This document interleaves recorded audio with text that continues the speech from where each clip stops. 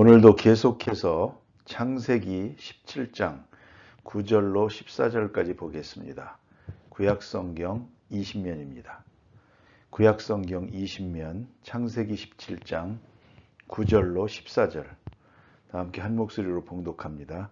하나님이 또 아브라함에게 이르시되 그런즉 너는 내 언약을 지키고 내 후손도 대대로 지키라. 너희 중 남자는 다 할례를 받으라.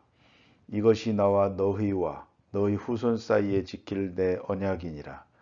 너희는 포피를 베어라. 이것이 나와 너희 사이의 언약의 표징이니라. 너희의 대대로 모든 남자는 집에서 난 자나 또는 너희 자손이 아니라 이방 사람에게서 돈으로 산 자를 막론하고 난 지 8일 만에 할례를 받을 것이라.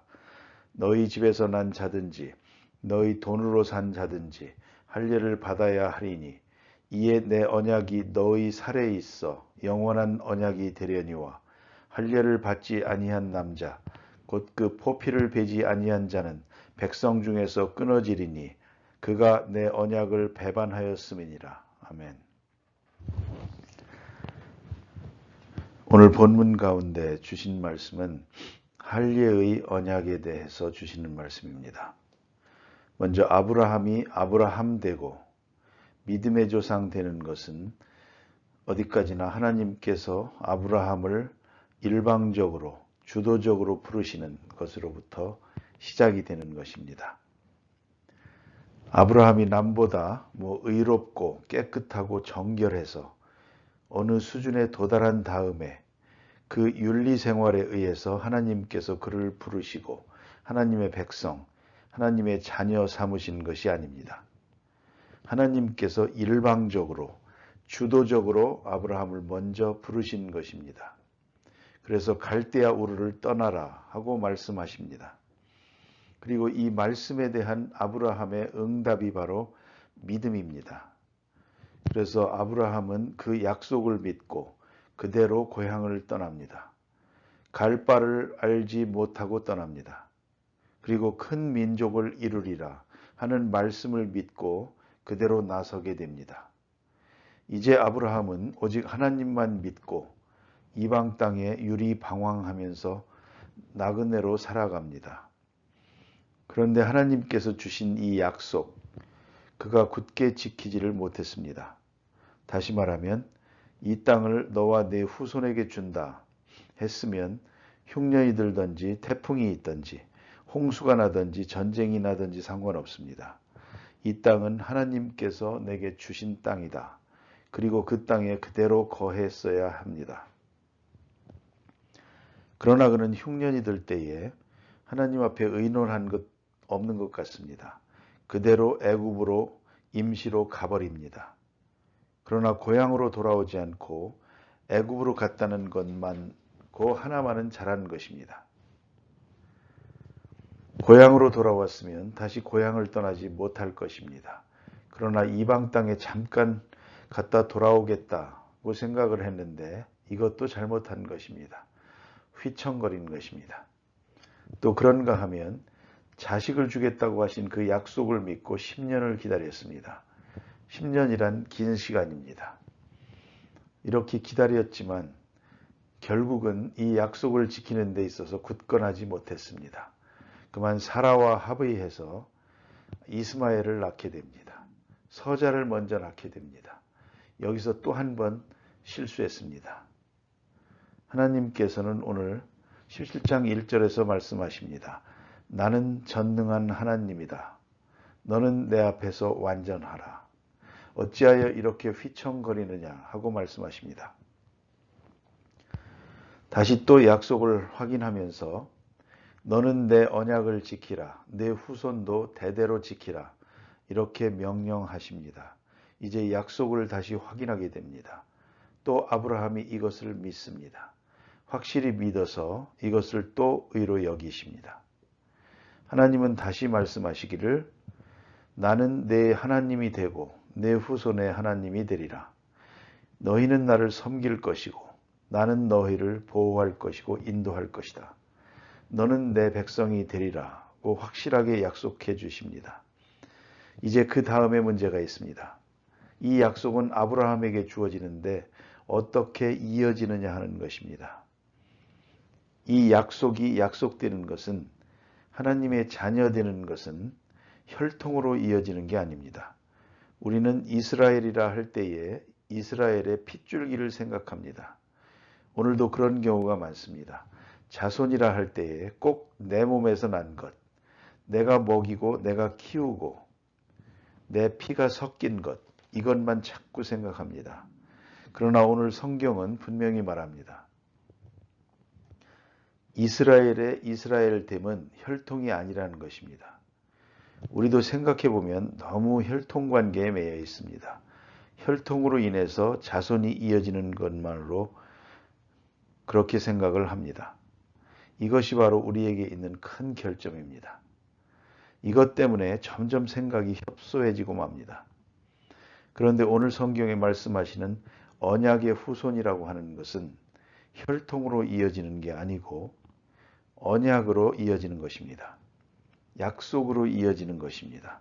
하나님의 말씀을 통해서 이어지는 것입니다. 오늘 본문 말씀에 혈통적 계승성을 깨고 언약적 계승을 보여주는 것입니다. 그것이 할례입니다. 무릇 남자는 다 할례를 받으라. 돈 주고 사온 종이라도 상관이 없다. 까맣든 희든 상관이 없다. 그 누구 자손이냐 물을 것도 없다. 혈통적으로 상관이 없고, 문제는 이 언약, 약속을 믿고 이 약속 안에 들어와서 약속의 표를 받으면, 즉 할례 받으면 유대인이요. 이걸 알아야 합니다. 이건 엄청난 의미가 있는 것입니다. 오늘도 이스라엘에 가보면 이스라엘 사람들의 종자가 이렇게 볼 때에 희든 노랗든 검든, 안 그렇습니다. 이스라엘의 종자라고 하는 것은. 물론 전통적 이스라엘 사람이 대개 이럴 것입니다. 생각은 합니다. 백인도 아니고 흑인도 아니고 눈은 쑥 들어가고 코는 나오고 뭐 이렇게 됐습니다. 비동양계입니다. 이러면서도 키는 서양 사람보다 작습니다. 대개 이런 사람이 이스라엘이다. 이렇게 얘기는 하지만 절대적인 것은 아닙니다. 이스라엘은 많지도 않지만 보면 검은 사람, 흰 사람, 한국 사람 같은 사람 여러 가지입니다. 어떻게 말하면 잡종입니다. 혈육적으로는 잡종입니다. 그러나 이스라엘입니다. 오래전에 What is Jew라는 스페셜 이슈로 타임지에 한번 나온 일이 있습니다. 도대체 이스라엘이 뭐냐? 그걸 그림을 그려가면서 혈통적으로 설명을 했습니다. 맨 끝에 가서 결론을 이렇게 내립니다. 내가 이스라엘이다 라고 생각하는 사람이 이스라엘이다. 그 이상의 다른 얘기가 있을 수 없습니다. 생리학적으로는 그렇게밖에 설명이 안 됩니다. 인종학적으로도 그렇게밖에 설명이 안 됩니다. 그러나 가장 중요한 문제는 언약입니다. 오늘 성경 말씀에 약속을 받고 약속을 받는 자로서 할례를 받으라 그랬습니다. 할례 받은 자는 이스라엘입니다. 언약의 표를 주는데, 그러면 할례가 이스라엘이고 혈통이 이스라엘이 아니라는 말이 됩니다. 이게 참 중요한 것이고, 또 하나 할례가 이스라엘이라는 말은 뭘 의미하느냐 하면 이것은 나기 전의 일을 말하는 것입니다.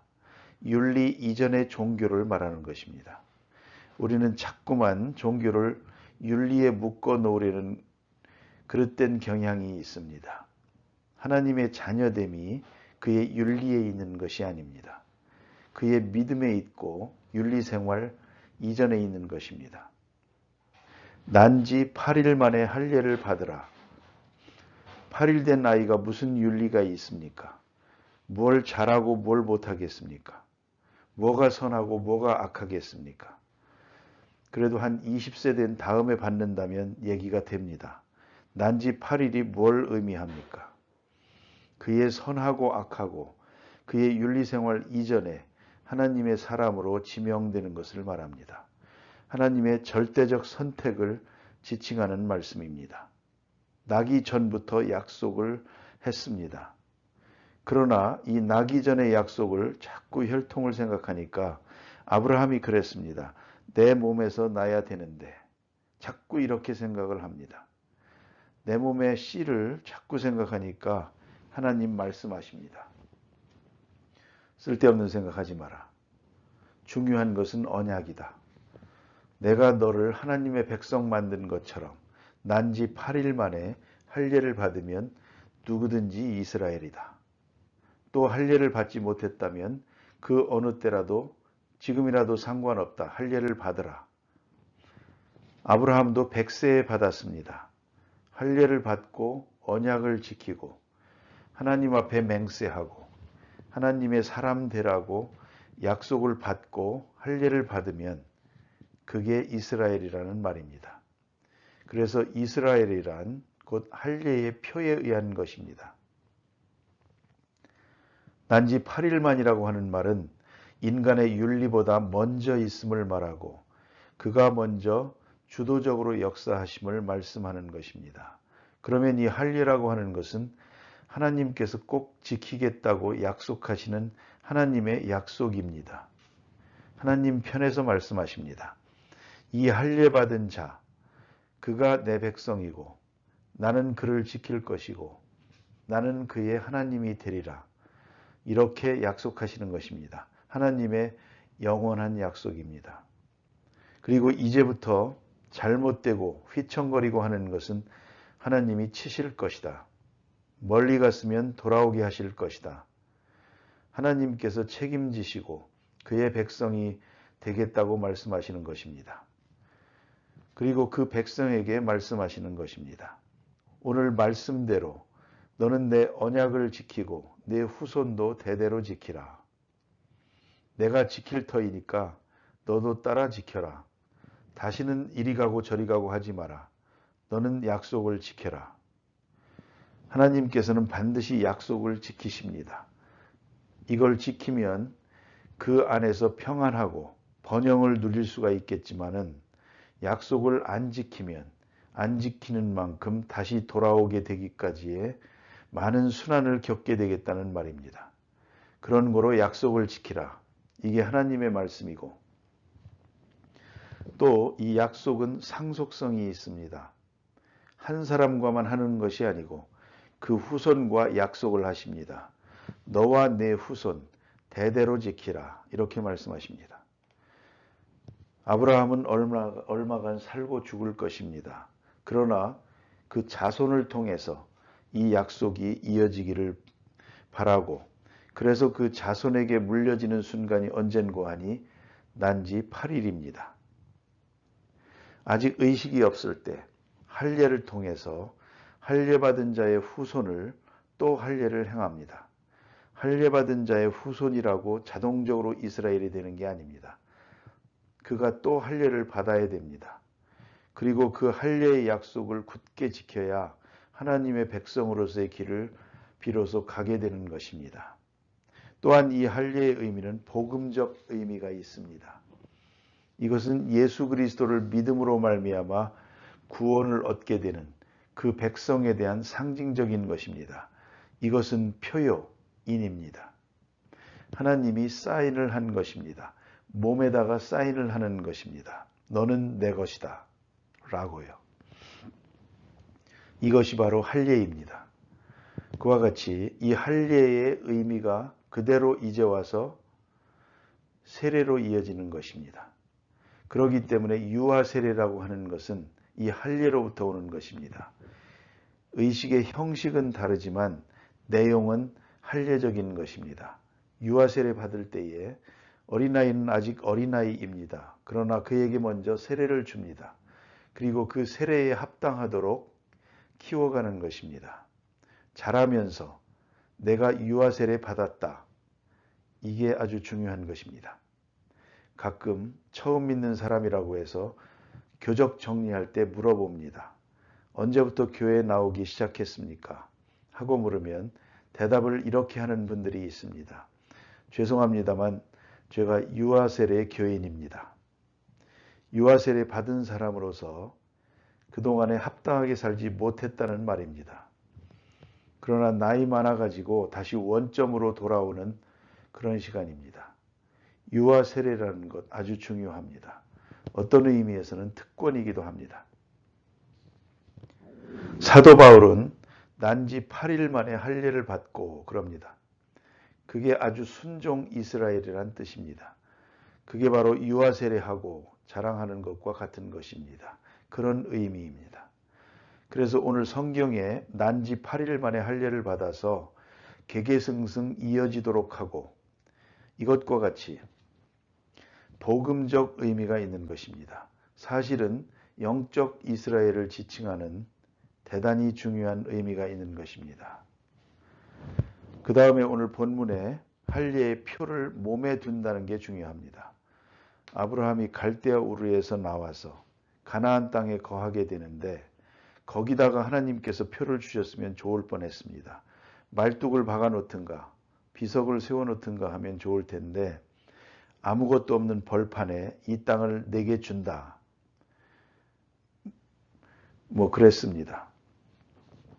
아무 표가 없습니다. 그래서 흉년이 들자 애굽으로 간 것입니다. 그런데 어찌 생각하면 땅에다가 지정표를 만들어 주기를 바라는 게 인간의 마음입니다. 땅에다가 성을 쌓아놓고 이 안의 것은 전부 다 내 거다. 이렇게 해줬으면 얼마나 좋겠습니까? 하나님은 그렇게 하지는 않았습니다. 표를 가장 가까운 몸에다 주었습니다. 이스라엘의 표를 몸에다가 주었습니다. 그래서 영원히 기억하도록 아브라함이 휘청휘청하니까 하나님이 약속하신 25년 후에 하나님이 표를 줍니다. 이어가도록 잊지 않도록 몸에다가 표를 주었는데 이것이 할례입니다. 그러니까 표가 필요하다는 것입니다. 사인이 필요합니다. 그래야 우리가 흔들리지 않을 수가 있습니다. 결혼식 할 때에 반지 끼워주는 일이 있지 않습니까? 제가 한번 미국에서 그런 일을 봤습니다. 제 손가락을 보더니 결혼했어요, 안 했어요? 그래서 했다고 하니까 반지가 없지 않느냐고 묻습니다. 그 반지를 해서 뭘 하느냐고 그랬더니 그 다음에 하는 말이 자기 반지를 보입니다. 그러면서 하는 말이 중요합니다. 결혼식 날 제 아내가 끼워준 날부터 지금까지 빼어본 일이 없다고. 그 정도 되면 말이 됩니다. 꼈다 뺐다 하면 아무 의미가 없습니다. 표가 필요합니다. 몇십 년 전만 해도 서양에서는 반지를 반드시 껴야 했습니다. 낀 걸 보고 이 사람은 결혼한 사람이다 하고 얘기가 안 됩니다. 안 꼈으면 지금 결혼 상태를 찾고 있는 사람입니다. 그래서 연애가 되는 것입니다. 표가 필요합니다. 우리 몸에 표를 가지시기를 원하십니다. 그래서 이 몸에 표를 두었다는 것은 뭐냐면 계속적으로 기억되기를 원한다. 항상 약속을 기억하고 살기를 원하고 또 절대로 지워지지 않는 표를 원하는 것입니다. 이렇게 반지처럼 뽑았다 끼웠다 하는 그런 얘기가 아니고 어떤 사람처럼 남편이 죽으니까 묘지에서 반지를 빼서 얹혀놓고 돌아섭니다. 제키가 그랬습니다. 이런 표는 쓸데가 없는 것입니다. 그러나 하나님이 할례를 행하시고 이것은 몸에다 주었다. 지울 수가 없다. 사실 이 표가 중요했습니다.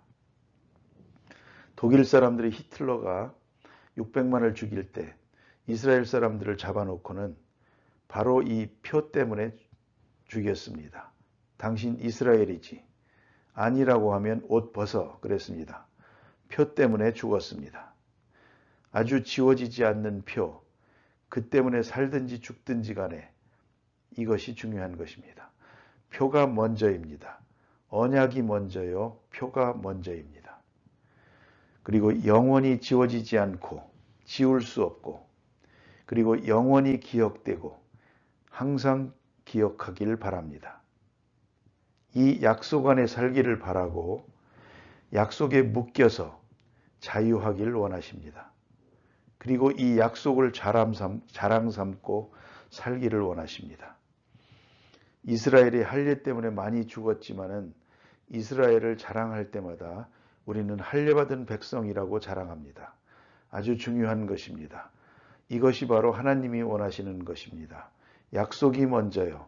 약속의 표를 지켜가고 그 약속의 표를 받고 약속의 표를 지켜라. 약속을 영원히 지켜라. 대대로 지켜라. 항상 기억하라. 이 말씀 안에, 이 약속 안에 살아가라. 이것이 주님의 뜻입니다. 여기에 하나님의 백성 되는 의미가 있는 것입니다. 기도하시겠습니다.